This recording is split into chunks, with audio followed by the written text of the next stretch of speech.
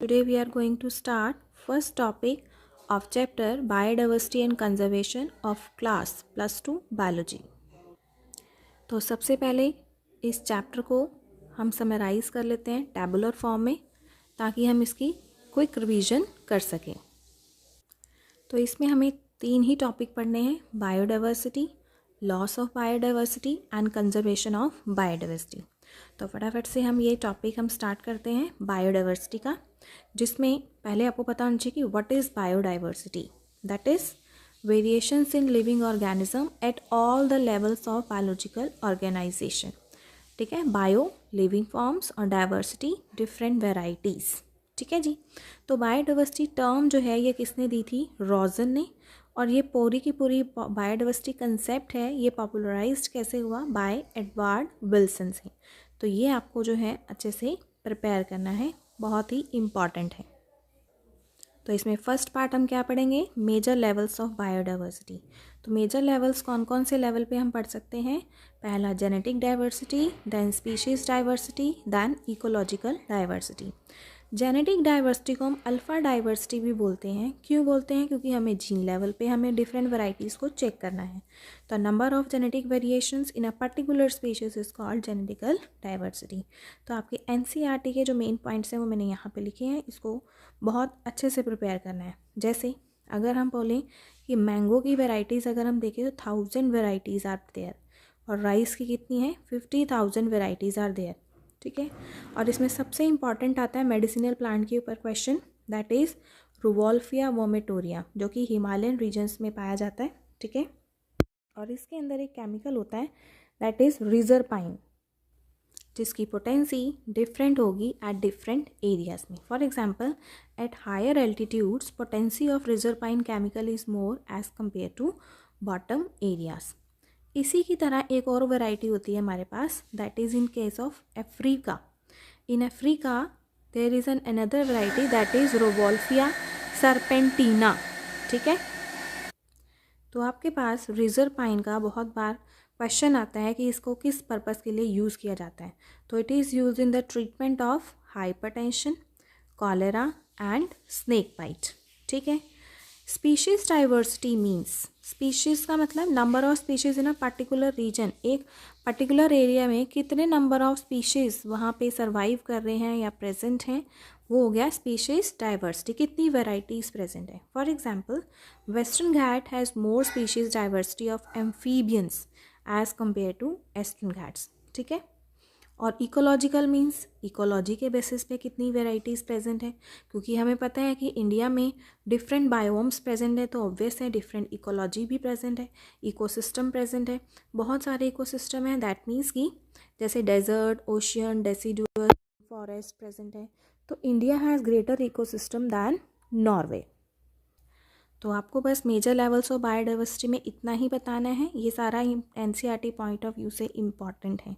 ठीक है, तो बायोडाइवर्सिटी का सेकेंड पार्ट हमने क्या पढ़ना है? Percentage distribution of various types of species. That means इसमें हमें डिफरेंट वेराइटीज़ बतानी है स्पीशीज़ की, किसमें? वर्ल्ड में कितनी है या पूरे अर्थ पे कितनी है, और सेकेंडली कि सिर्फ इंडिया में कितनी वेराइटीज़ हैं, उसके अकॉर्डिंग हमें डाटा स्टडी करना है। ठीक है, फिर हम पढ़ेंगे बायोडाइवर्सिटी ऑफ पैटर्न, यानी कि बायोडाइवर्सिटी के पैटर्न्स कैसे हैं और इम्पॉर्टेंस क्या है। ठीक है, लॉस ऑफ बायोडाइवर्सिटी में हमें बताना है कि कितना लॉस हो रहा है, हाउ मच लॉस, और क्या मेन कारण है लॉसेस के। ठीक है, ये 4 हम कॉजेस यानी कि फैक्टर्स पढ़ेंगे, जिसको हम इविल क्वार्टेट भी बोलते हैं। ठीक है, कंजर्वेशन ऑफ बायोडाइवर्सिटी में ये बताना है कि हमें कंजर्व क्यों करनी चाहिए बायोडाइवर्सिटी और कैसे करनी है, हाउ टू कंजर्व, जिसमें हमें 2 टॉपिक पढ़ेंगे, INSEE2 एंड XE2। तो अभी हम डिस्कस कर लेते हैं डाटा। ठीक है, जिसमें हम वेरियस टाइप्स ऑफ स्पीशीज़ पढ़ेंगे, उसके ग्राफ को स्टडी करेंगे। ठीक है, देखो बहुत ही सिंपल फॉर्म में इसको हमने समराइज़ कर देना है। जैसे अगर हम डिस्ट्रीब्यूशन देखें वर्ल्ड में ओवरऑल, तो according to IUCN 2004 total discovered species कितनी थी? मोर देन 1.5 मिलियन, जिसमें से 70% क्या थे? एनिमल्स, और उनमें से भी 70% of all animals are insects, 22% are plants, और प्लांट्स में सबसे ज़्यादा हमने क्या देखना है, फंजाई, एंजियोस्पर्म्स और इसके सारे पार्ट्स, ठीक है। क्योंकि हमें फंजाई पता है कि अपने आप ये तो कहीं पे भी उग जाती है, ठीक है। तो फंजाई जो है एक ऐसा पार्ट हो गया जो सबसे ज़्यादा अमाउंट में पाया जाएगा, ठीक है। तो अभी हम जैसे नीचे ग्राफ करेंगे तो उसमें मैं बताऊँगी। तो टोटल डिस्कवर्ड स्पीशीज़ आपको पता होनी चाहिए 1.5 है, लेकिन रॉबर्ट मे के अकॉर्डिंग एस्टिमेटेड टोटल नंबर कितना आया, 7 मिलियन, मतलब इतनी ज़्यादा और स्पीशीज़ डिस्कवर हो सकती हैं। तो ये दोनों डाटा आपको अच्छे से क्लियर होना चाहिए। बट इसमें ओवरऑल प्रोकैरियोट्स को हम कंसीडर नहीं करते। अगर इसको भी कंसीडर करेंगे तो बहुत ज़्यादा डाटा बन जाएगा जिसको कि हम कंसीडर नहीं कर सकते। तो इसमें एक इम्पॉर्टेंट क्वेश्चन ये भी बन सकता है कि IUCN का एक्सपैंड करो या इसकी फुल फॉर्म लिखो। तो क्या होता है, international union for conservation of nature and natural resources. On the other hand India में अगर हम देखें तो सिर्फ 2.4% ऑफ लैंड एरिया जो है वो कंट्रीब्यूट करता है, और 8.1 ऑफ वर्ल्ड स्पीशीज़ डाइवर्सिटी। तो 2.4 हो गया लैंड एरिया, 8.1% होगी species diversity of all over world के अकॉर्डिंग, ठीक है। But there are 12 mega diversity countries, जिसमें इंडिया कौन से नंबर पे है, 8th नंबर पे, ठीक है। तो हमने बोला कि अभी ओवरऑल अगर हम देखें वर्ल्ड में तो 70% आर एनिमल्स, ठीक है। अब हमें पता है एनिमल किंगडम में सबसे ग्रेटेस्ट फाइलम या सबसे बड़ा फाइलम कौन सा होता है, आर्थ्रोपोडा का, जिसमें इंसेक्ट की फैमिली सबसे ज़्यादा होती है। तो ये 3 ग्राफ आपको अच्छे से प्रिपेयर करने हैं, जिसमें पहला है इन्वर्टिब्रेट्स में। इन्वर्टिब्रेट्स का सबसे बड़ा एरिया कौन कवर कब कर लेगा, इंसेक्ट्स, क्योंकि सबसे ज़्यादा अमाउंट किसकी होती है, इंसेक्ट्स की। फिर सेकेंड लार्जेस्ट कौन सा होता है एनिमल किंगडम, मॉलस्क का। फिर उसके बाद हमने क्या लिखना है, क्रस्टेशियंस। फिर बाकी जो बचेगा अदर एनिमल ग्रुप्स में। वर्टिब्रेट्स की बात करें तो अगर हम देखें इसमें एक लार्जर पोर्शन जो ये बीच में दिया हुआ है, तो अगर हम देखें 70% जो है हमारा अर्थ का पानी से घिरा हुआ है, ठीक है। तो उसमें सबसे ज़्यादा हम ऐसे याद कर सकते हैं, वाटर है तो फिशेस का जो स्पीशीज़ वेराइटीज़ होंगी वो ज़्यादा होंगी, तो एक साइड फिशेस लिख लो। बाकी की कंट्रीब्यूशन सिमिलर है, that is mammal, birds, reptiles and amphibians. ऐसे ही प्लांट में अभी हमने पढ़ा फंजाई सबसे ज़्यादा होती है, और एक एंजियोस्पर्मी यानी फ्लावरिंग प्लांट्स ज़्यादा होते हैं। बाकी जो बचा क्या रह गया ऊपर, mosses and ferns and lichens, algae. Now we will discuss patterns of biodiversity. इसमें हम 2 पैटर्न्स पढ़ेंगे, that is according to latitudinal gradients और एक species area relationship. Latitudinal gradients में आपको ये पता होना चाहिए कि as we move from equator to pole the species diversity decreases. That means कि सपोज ये हमारे पास क्या है, एक अर्थ है, ठीक है। तो इसमें एक सेंट्रल पॉइंट जिसको हमने 0 से डिनोट किया हुआ है, दैट इज़ इक्वेटर रीजन, ठीक है। इक्वेटर रीजन जहाँ पे स्पीशीज़ डाइवर्सिटी सबसे ज़्यादा है, that is 1400 species of birds. अगर इसके ऊपर हम ये 2 लाइंस इस तरह से लगाते हैं, एक ऊपर एक नीचे, that is 23.5 north and 23.5 south. तो यहाँ पे हमने डिफरेंट एरिया वाइज स्पीशीज़ की डाइवर्सिटी बतानी है। तो जैसे अगर हम इक्वेटर रीजन पे बताते हैं, दैट इज़ वहाँ पे कौन सा एरिया है, दैट इज़ कोलंबिया है वहाँ पे, तो वहाँ पे स्पीशीज़ रिचनेस कितनी है, ज़्यादा है। थोड़ा सा ऊपर हम जाएंगे, शिफ्ट करते हैं नॉर्थ की तरफ, न्यूयॉर्क सिटी, ठीक है। तो यहाँ पे स्पीशीज़ डाइवर्सिटी कम हो रही है, that is 105 species of birds.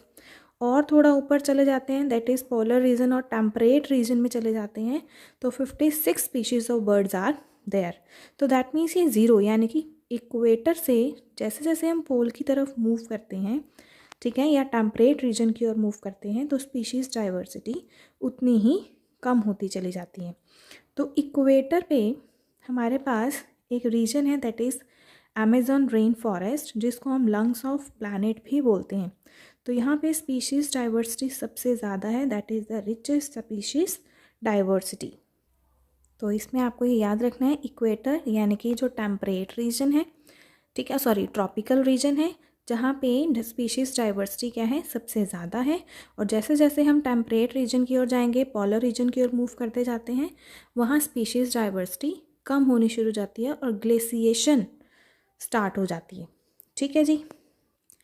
तो यहाँ पे आपका एक मोस्ट इम्पॉर्टेंट क्वेश्चन बनता है कि इक्वेटर रीजन पे या ट्रॉपिकल रीजन में स्पीशीज़ रिचनेस ज़्यादा क्यों होती है? Why species rich in tropical area?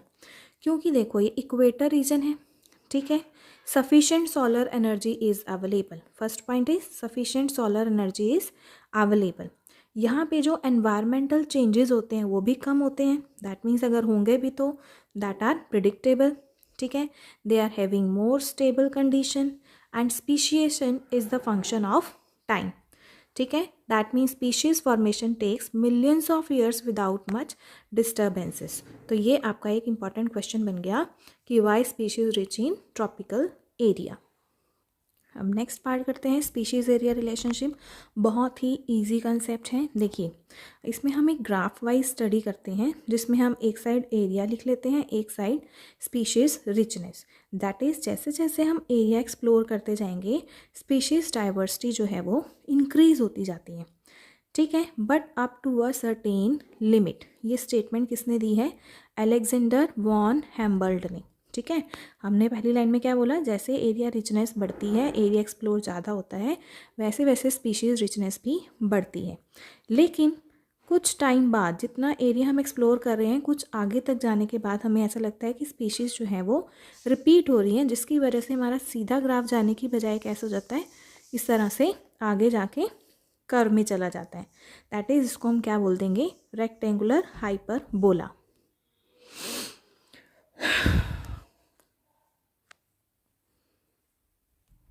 Next is what is the importance of biodiversity, ठीक है। इसमें दो साइंटिस्ट की स्टेटमेंट्स हैं कि जैसे कि हमारी बायोडाइवर्सिटी की मेन इंपॉर्टेंस क्या है कि एक तो डेविड टिलमैन ने बोला था कि ही सेड लैंड और plot which has rich diversity, ठीक है। जहाँ पे भी ऐसे प्लॉट्स, जैसे इसने आउटडोर प्लॉट्स जो भी लिए हुए हैं उसमें बोल रहा है कि which having richest diversity they show less year two year variations in biomass and shows more stable community.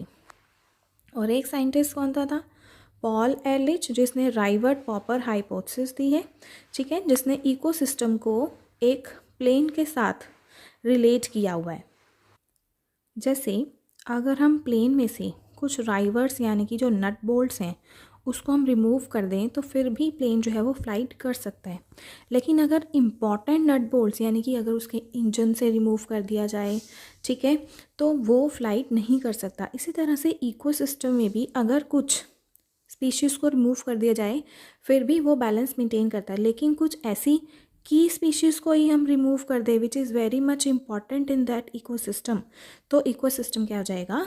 Imbalance हो जाता है, ठीक है। पॉपर मीन्स क्या होता है? उसका चोरी करना, निकाल लेना उसमें से, ठीक है। तो राइवर्ट पॉपर हाइपोथेसिस जो है वो एक किससे रिलेट की हुई है? एक एरोप्लेन से रिलेट की हुई है। Next is loss of biodiversity.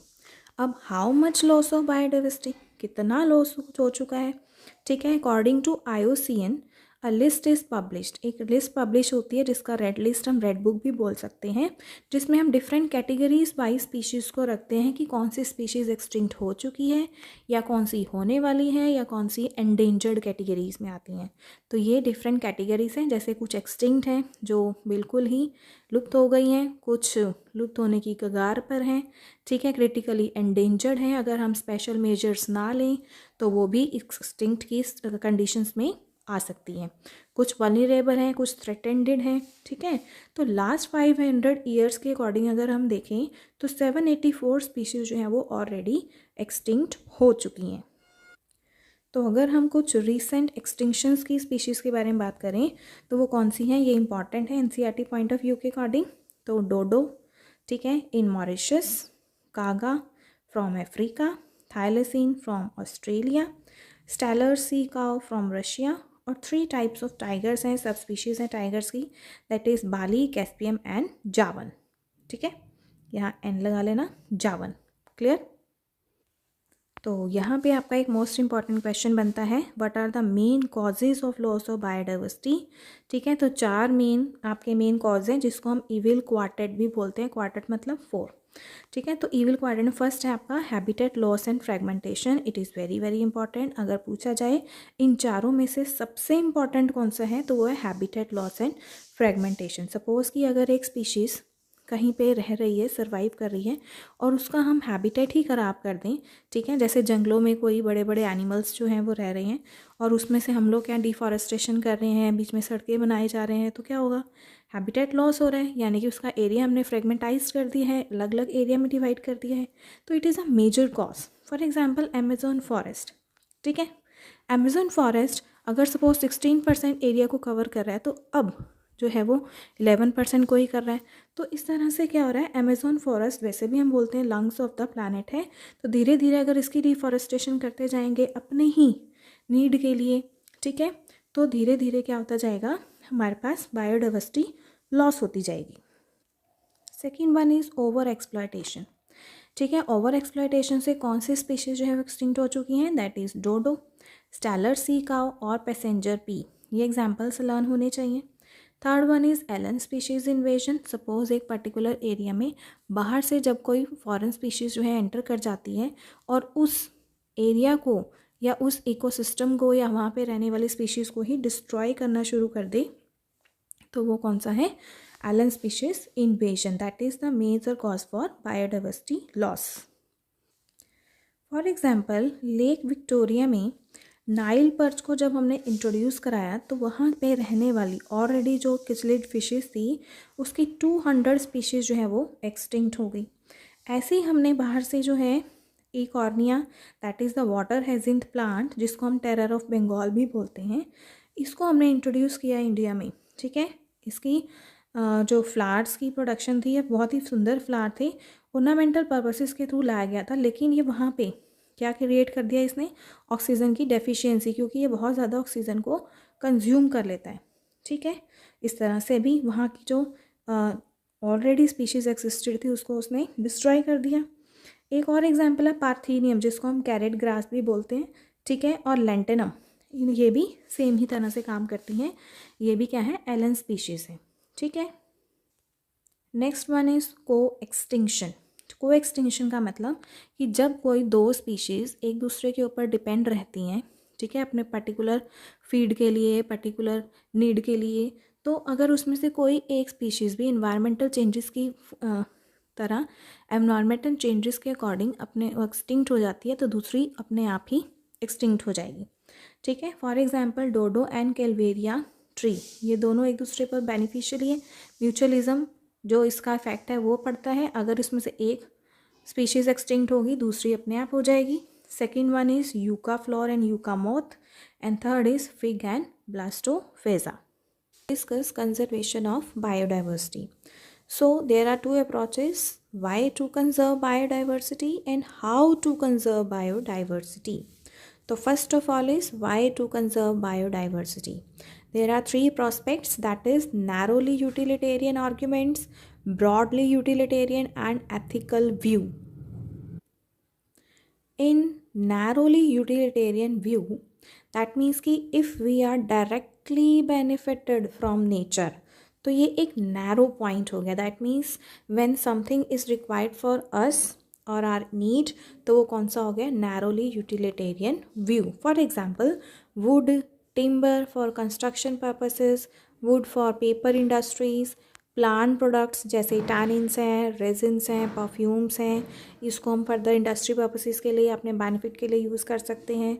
Fibres हैं, या प्लांट बेस्ड कुछ मेडिसिन्स हैं जिसको हम डायरेक्टली यूज़ कर सकते हैं। That means 25% of medicines are plant based. So if we are directly benefited from nature, तो वो आ जाएगा हमारा नैरोली व्यू के अंदर। अगर हम ब्रॉडली व्यू के बारे में बात करें, तो that means when we are indirectly benefited from nature. For example Amazon forest है, ठीक है, by which we get the oxygen, या फिर कुछ ऐसे रिसोर्सेज जिसको हम कंजर्व करते हैं ताकि आगे आने वाली हमारी कुछ फ्यूचर जनरेशन्स भी उसको यूज़ कर सकें। फॉर एग्जांपल जैसे पॉलिनेशन पर्पसेस के लिए या एस्थेटिक ब्यूटी को मेंटेन करने के लिए हमारे आसपास में कुछ ऐसी स्पीशीज़ हैं जिसको हम कंजर्व करके रख सकते हैं, या फिर जैसे टाइगर हैं, जैसे एलिफेंट्स हैं, इसको एक्सटिंक्ट होने की कगार पर हैं। तो अगर हम इसको कंजर्व नहीं करेंगे तो आगे आने वाली जनरेशन्स के लिए सिर्फ हम उसको पिक्चर से ही डिस्क्राइब कर सकते हैं कि ऐसे ऐसे करके कोई पहले स्पीशीज़ भी एग्जिस्टेड थी। तो हमारा क्या फ़र्ज़ बनता है कि उसको हम कंजर्व करके रख सकें। ठीक है, बेसिकली ये सारा मॉरल वैल्यूज़ के अंदर भी आता है, जैसे एथिकल व्यूज़ हमने पढ़ना है। For example every species has an intrinsic value and deserves to live. ठीक है, यानी कि हमारा फ़र्ज़ बनता है कि जितनी भी अर्थ पे स्पीशीज़ हैं, प्लांट्स की, एनिमल्स की, उसको हम प्रिजर्व करके रख सकें, कंजर्व करके रख सकें, ताकि आगे आने वाली जनरेशन्स भी उसको यूज़ कर सकें, एस्थेटिक ब्यूटी को इंजॉय कर सकें। तो नेक्स्ट हम पढ़ेंगे हाउ टू कंजर्व बायोडाइवर्सिटी। तो दो अप्रोचेस हैं बायोडाइवर्सिटी को कंजर्व करने के लिए, एक इन सीटू कंजर्वेशन और एक होता है ex situ conservation. In situ का मतलब होता है कि जो स्पीशीज़ जहाँ पे है, जैसे वाइल्ड लाइफ की कोई स्पीशीज़ है, टाइगर है, एलिफेंट है, या प्लांट की जो स्पीशीज़ जहाँ है उसको वहीं पे ही कंजर्वेशन प्रोवाइड कर दी जाए, उसके आसपास इस तरह से मेजर्स कर दिए जाएं ताकि उसको वहीं पे ही कंजर्व किया जा सके, तो वो इन सीटू कंजर्वेशन में आता है। लेकिन अगर सपोज़ हमें पता है कि जैसे लायन या टाइगर की स्पीशीज़ जो है एक्सटिंक्ट होने की कगार पर हैं, तो उसको हम क्या करते हैं, उस नेचुरल हैबिटेट से निकाल के मैन मेड किसी कैप्टिविटी के अंदर रखा जाए उसको कंजर्व करने के लिए, तो वो होता है एक्स सीटू कंजर्वेशन। तो इसके हम एग्जांपल्स करेंगे इन सीटू के।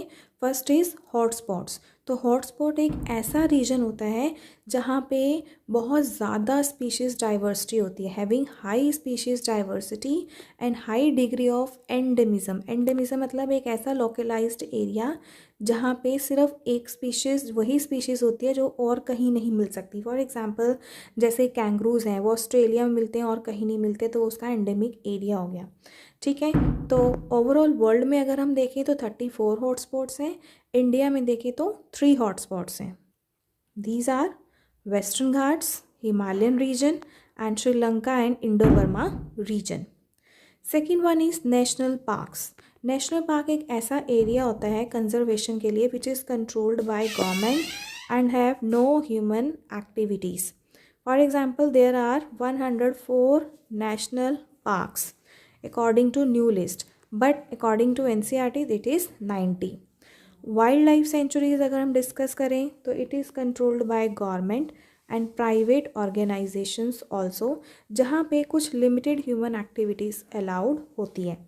तो इसमें न्यू लिस्ट के अकॉर्डिंग आपके पास 551 है वाइल्ड लाइफ सेंचुरीज, लेकिन अकॉर्डिंग टू ओल्ड लिस्ट और NCERT 448 are present. Next is biosphere reserves. Biosphere reserves में दो चीज़ें आती हैं, इसमें नेशनल पार्क और वाइल्ड लाइफ सेंचुरी दोनों के रूल्स फॉलोड होते हैं। So that's why it is a very larger area and may cover national park and sanctuaries, जो क्या कंजर्व करती है, स्पीशीज डाइवर्सिटी को लार्जर एरिया पे कंजर्व करके रखती है। तो टोटल बायोस्फीयर रिजर्व्स कितने हैं, 18, लेकिन अकॉर्डिंग टू ओल्डेस्ट लिस्ट या NCERT 14 are present. Next is sacred groves, that is the worshipped areas. That means कुछ ऐसे लोग होते हैं जो अपने आसपास के फॉरेस्ट रीजन को वर्शिप्ड एरियाज मानते हैं और उसकी प्रोटेक्शन करते हैं। ठीक है, for example Aravalli hills in Rajasthan, Western Ghats in Karnataka and Maharashtra, Bastar, Sarguja and Chanda in MP and Khasi and Jaintia hills इन मेघालय। तो ये इनमें से कोई भी आपको वन शॉर्ट नोट भी आ सकता है या इसमें किसी के भी ऊपर इसकी नंबर पूछ सकते हैं। Next is ex situ conservation. That means अगर हम किसी स्पीशीज़ को किसी कैप्टिविटी में रखते हैं, फॉर एग्जांपल जैसे जूलॉजिकल पार्क और ज़ू, बोटानिकल गार्डन जहाँ पे हम प्लांट्स को कंजर्व करते हैं, जूलॉजिकल पार्क में हम एनिमल को कंजर्व करके रखते हैं। वाइल्ड लाइफ सफारी जो है कुछ हद तक जूलॉजिकल पार्क से मिलती है, लेकिन जूलॉजिकल पार्क में हम एक नेचुरल हैबिटेट क्रिएट करते हैं। ठीक है, मैन मेड क्रिएट किया जाता है, लेकिन वाइल्ड लाइफ सफारी में क्या होता है, हम उस एरिया में जाके जैसे घूमने भी जा सकते हैं, बच्चों को विज़िट करवा सकते हैं, तो वो वाइल्ड लाइफ सफारी में आता है। इसके अलावा एक टेक्निक होती है क्रायो प्रिजर्वेशन, जिसमें हम ऐसी स्पीशीज़ जो कि एक्सटिंक्ट होने वाली हैं उनकी सेल्स को, टिश्यूज़ को या सीड्स, एम्ब्रियो, पूरे प्लांट को या ऑर्गेनिजम्स को भी हम कंजर्व करके रखते हैं in liquid nitrogen eight -196 degree Celsius, ताकि हम आगे फ्यूचर में इन सेल्स को यूज़ करके आगे फर्दर इसकी डेवलपमेंट करवा सकें। इसके अलावा बायोडाइवर्सिटी कंजर्वेशन के लिए एक समिट हमने याद करना है, that is the earth summit in 1992। कहाँ पे हुआ है? रियो डी जेनेरो में, ऑन बायोडाइवर्सिटी कंजर्वेशन के लिए। और एक होता है वर्ल्ड समिट जो कि कब हुआ? 2002 में। और कहाँ हुआ? जोहान्सबर्ग इन साउथ अफ्रीका। किस लिए? On sustainable development. तो ये दो आपके NCERT में गिवन है, तो इसके आपने नाम, प्लेस और किस लिए किया गया है, किसके ऊपर किया गया है, ये आपको लर्न होना चाहिए। It is very much important. तो एग्ज़ाम में आपको इसका शॉर्ट नोट किसी का भी आ सकता है, प्लस इन दोनों में डिफरेंसेस भी आ सकते हैं। तो यहाँ पे आपका चैप्टर कंप्लीट होता है। नेक्स्ट वीडियो में मिलते हैं एक नए चैप्टर के साथ। तब तक के लिए do like, share and subscribe this channel. Thank you.